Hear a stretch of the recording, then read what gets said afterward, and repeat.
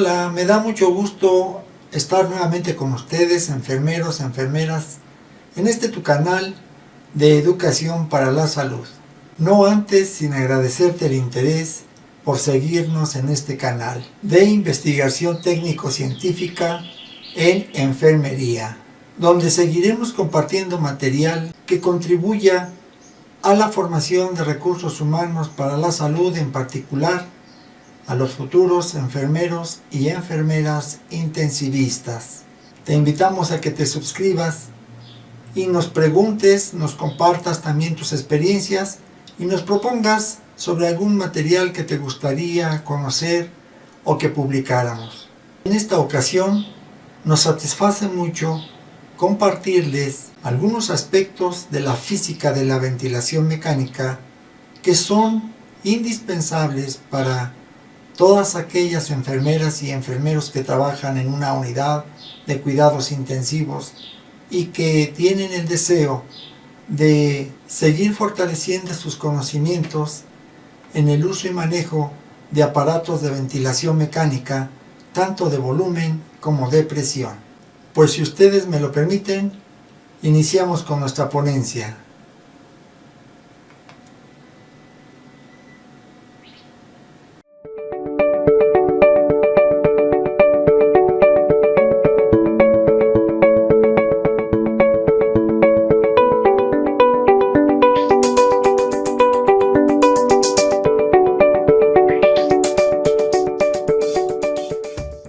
Conocimiento de los principios y leyes que rigen la conducta física de los ventiladores será el paso previo necesario para poder utilizarlos con mayor eficacia. Es por eso que vamos a analizar cada uno de los parámetros que vamos a programar para el buen funcionamiento de un ventilador de asistencia mecánica. Entre ellos se encuentran la presión. La presión se define como el resultado de aplicar una fuerza sobre una superficie. La unidad internacional para medir la presión es el kilopascal. Lo que está aquí, lo que vemos es la unidad internacional de medida es el kilopascal. Pero como hemos heredado en la medicina el manejo de manómetros y su medición en centímetros de agua, nosotros tenemos manómetros ya calibrados en centímetros de agua. Esto equivale a la presión, ¿verdad? A la presión que ejerce un cilindro de agua, como el que vemos aquí, con una superficie de 1 centímetro cuadrado. Aquí vemos, ¿verdad? Su superficie. Esa presión ejercida aún con 1 centímetro de altura de agua de esta superficie, equivale a 0.1 kilopascales por centímetro cúbico de agua. Otro de los aspectos a considerar es o son los gradientes de presión. Definimos como un gradiente de presión a cualquier diferencia en el valor absoluto de la presión entre dos puntos de un gas. En ventilación mecánica son especialmente importantes los gradientes que se establecen entre el generador y la vía aérea. Vamos a representar aquí un gradiente que es la diferencia que existe, ¿verdad? Aquí tenemos 45 milímetros de mercurio, acá tenemos 40. Esta diferencia se le denomina gradiente, que está entre los dos puntos, ¿verdad? De un gas, en este caso, que no tiene solución de continuidad. Esto quiere decir que si este gas penetrara en la vía aérea, pero tiene mayor presión en relación al lugar a donde tiene su destino, este aire no va a regresar, sino que por tener mayor presión en milímetros de mercurio, este va a continuar su trayectoria. por esa diferencia de presiones que le llamamos gradientes. Ahora, es bien importante considerar lo siguiente en ventilación mecánica. Los gradientes del generador y la vía aérea. Aquí lo representamos. Este es el generador o el aparato de ventilación mecánica. Este tiene un gradiente de presión que se programa, pero va a haber una diferencia de presión a la vía aérea. Esta diferencia de presiones se llama gradiente de presión aérea.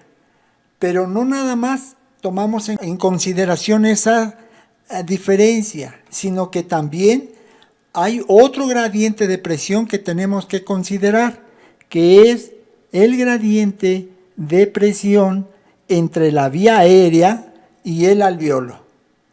Esta presión que existe aquí, que viene a ser la presión barométrica del lugar donde se encuentre en ese momento el paciente, es diferente a la presión que existe en los alveolos y en la membrana capilar.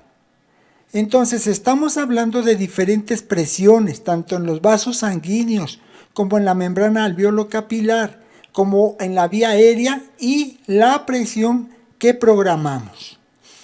Todas y cada una de ellas representan un gradiente. Ahora bien, para medir la presión se utilizan manómetros que pueden ser directos, en los que la presión se transmite inmediatamente a una columna líquida, ya sea de agua o de mercurio. Estos son instrumentos directos, cuyo desnivel indica la presión existente en ese momento.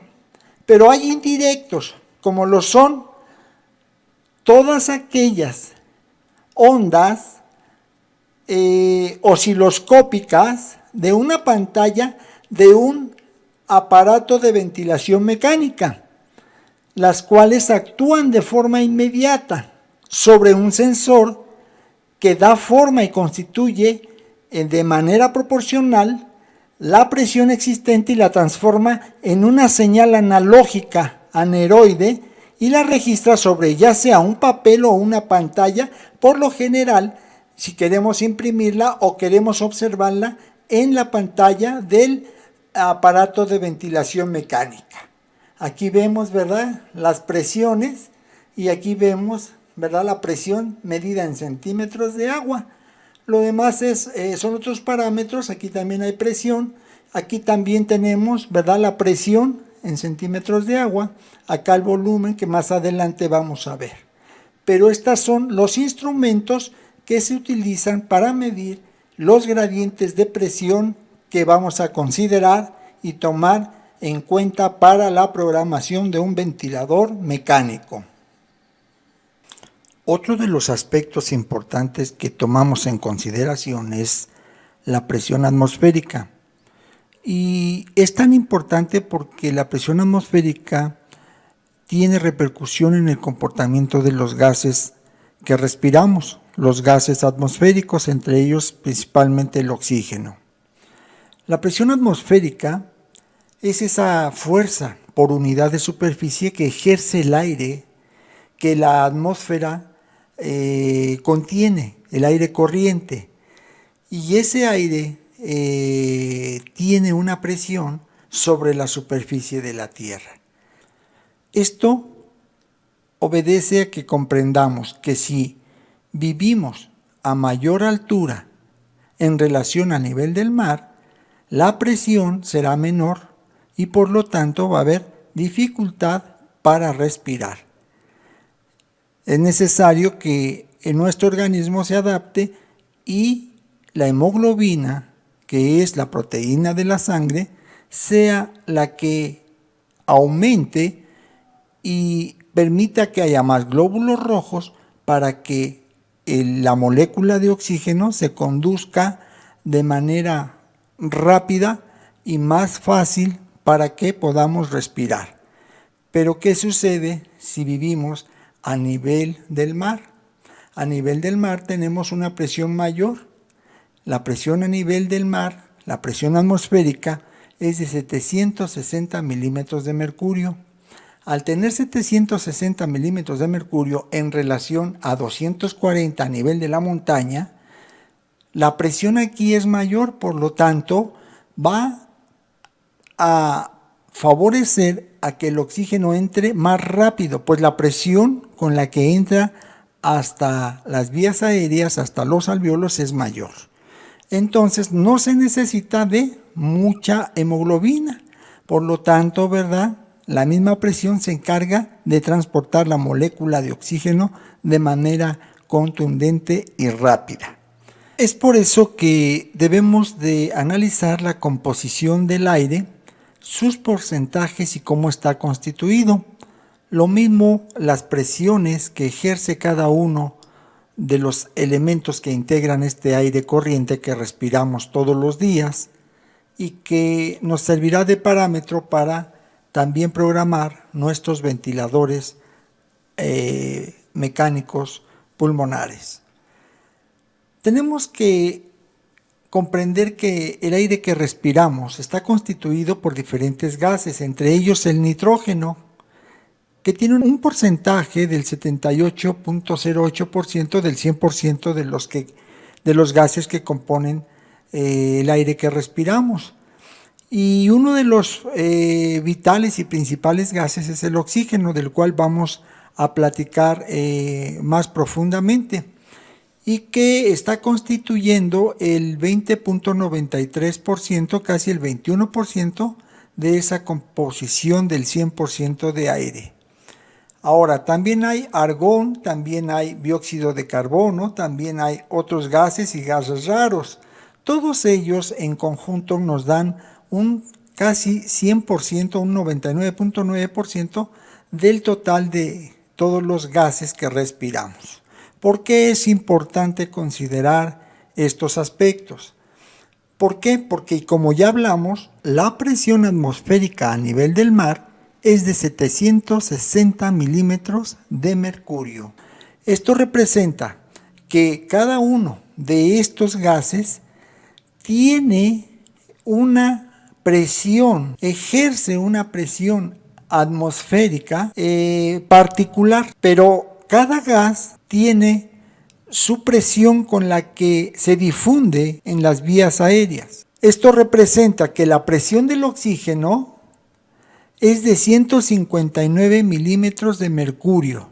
Esa es la presión que ejerce el oxígeno cuando entra a las vías aéreas. Y esta presión la obtenemos, los 159 la obtenemos multiplicando la presión barométrica, que son 760 milímetros de mercurio, por 0.21%.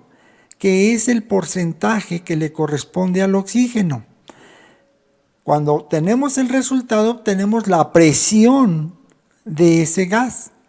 De la misma forma, podemos obtener la presión del nitrógeno, del argón y de los demás gases. Esto es bien importante porque de esta manera podemos comprender los gradientes de presión y cómo es que vamos a trabajar con un volumen corriente donde el oxígeno forma y representa un papel muy importante en la asistencia ventilatoria mecánica. Debido a que el oxígeno se encuentra a una mayor presión, esta puede expresarse como un TOR en el alvéolo, y este se difundirá a través de la membrana alvéolo capilar hacia la sangre venosa proveniente de la arteria pulmonar, la cual tiene una presión menor de oxígeno que el alvéolo. Pero debemos comprender que un TOR es definido como el equivalente a una presión de 1 milímetro de mercurio. Es por eso que después de que el oxígeno alcanza el nivel alveolar, tiene una presión aproximadamente de 110 milímetros de mercurio, debido al vapor de agua, el cual ejerce una presión de 47 milímetros de mercurio, la cual vamos a tener que restar a la presión atmosférica del oxígeno, ya que la presión venosa del oxígeno es de 40 milímetros de mercurio. Cuando ambas presiones se encuentran en las membranas por menos de un segundo, el oxígeno se difunde en la sangre y la oxigena a una presión de 70 a 95 milímetros de mercurio. Ahora bien, vamos a analizar las presiones pulmonar y torácica. Es importante recordar que la presión respiratoria pulmonar, o sea, la que conocemos intrapulmonar, es igual a la de la atmósfera, a la presión atmosférica. Vamos a ver que esos 760 milímetros de mercurio de presión atmosférica son similares en algún momento del ciclo respiratorio dentro de los pulmones. Pongan mucha atención y lo voy a explicar de la siguiente manera. Recordemos que el ciclo respiratorio está constituido por dos eventos, la inspiración y la expiración. La inspiración del llenado de los pulmones y la expiración al vaciado de ellos. Inicia al final de la inspiración, se alcanzan los 760 milímetros de mercurio de presión atmosférica. Al final de la inspiración, inicia, al final de la inspiración se alcanzan los 760 milímetros de mercurio. Al final de la inspiración, al final de la inspiración, al final de la inspiración, al final de la inspiración, se alcanzan los 760 milímetros de mercurio de presión atmosférica. Ahora observemos la expiración. Nuevamente, ahí inicia y ahí existen los 760. Al término del ciclo respiratorio, al término de la expiración, al término de la expiración, al término de la expiración. Al inicio de la inspiración, la presión intrapulmonar es menor que la atmosférica. Vamos a ejemplificarlo dinámicamente. Inicia la inspiración.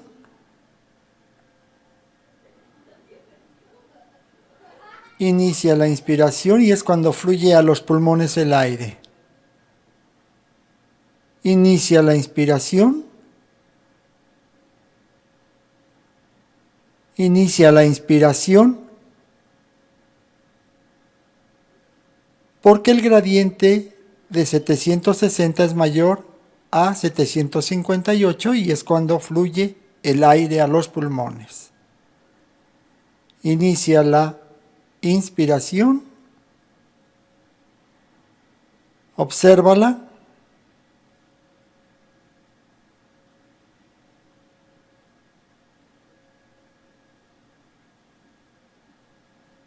Entonces, concluimos que al inicio de la inspiración, la presión intrapulmonar es menor que la atmosférica y es por eso que el aire fluye a los pulmones.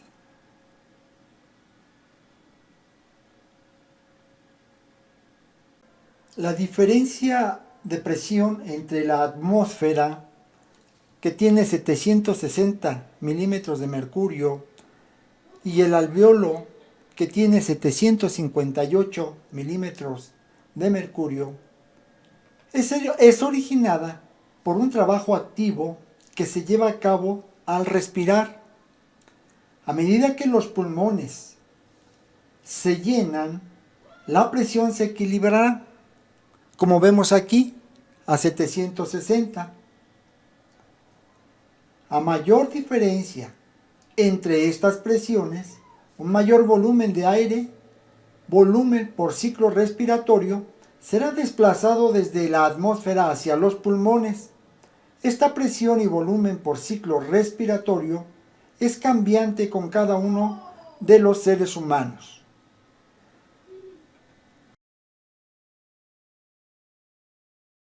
Así pues, durante la expiración los pulmones se retraen y vuelven a su estado original en forma pasiva. Recordemos que la inspiración es activa, pero aquí los pulmones se retraen y vuelven a su estado original de forma pasiva. Durante la expiración, la presión intrapulmonar se intensifica a 762 milímetros de mercurio. Es por eso que la presión intrapleural o intratorácica, como vemos aquí en la caja torácica, siempre va a ser negativa o menor que la atmosférica, menos 3 milímetros de mercurio al final de la expiración. Durante la inspiración, esta presión negativa se incrementa a veces hasta menos 5 milímetros de mercurio o más. Si se volviera positiva, los pulmones se colapsarían y podrían ocasionar un neumotórax. Recordemos entonces que la presión intrapleural o intratorácica, ¿verdad? Aquí entre las costillas y entre los pulmones, siempre va a ser negativa o menor que la atmosférica. Pues bien, con esto concluimos la física aplicada a la ventilación mecánica. Esperando vernos en otra ocasión, no dejes de suscribirte y enviarnos tus comentarios. Hasta la próxima.